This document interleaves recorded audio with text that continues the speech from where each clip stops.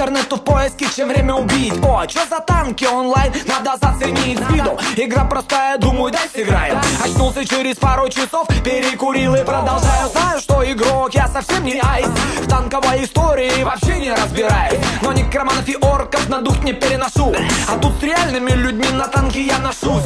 Пушки, огнеметы, лазеры, есть даже заморозка. Бешено-гусеничный трэш. Короче, роскошь управления, как для двухлетнего ребенка. Но чтобы дорасти до отцов, нужна продленка. A few years ago, I was browsing the internet when I found a little banner for Tanky Online. I clicked it, played it for a little while, and loved it. Actually, I'm in a Russian clan, which has been a really great experience for me. Communicate with kids from other countries, just my age.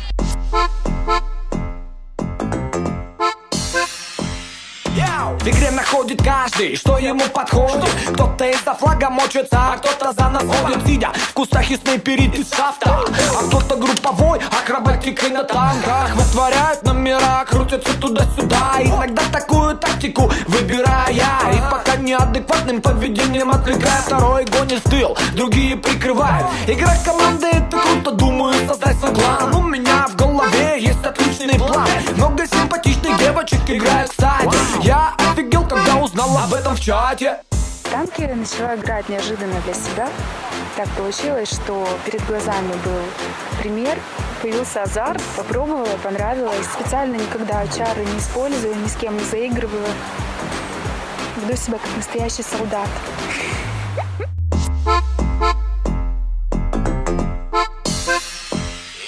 Вообще вокруг игры не слабое движение. Картоделы делают карты, за что им уважение. Есть газета внутренняя, созданная игроками. Проводятся чемпионаты и конкурсы между нами. А конкурс на поделки вообще угару. И встречи тонкоманов за кружки дают жару. Разработчики игры с нами на одной волне. Играют против нас, но их шансы на нуле. Короче, ладно, заболтался, я пойду бомбить. Танки онлайн должен каждый заценить. Встретимся на поле боя, попробуй победить. Решать только тебе быть или не быть. Сам я.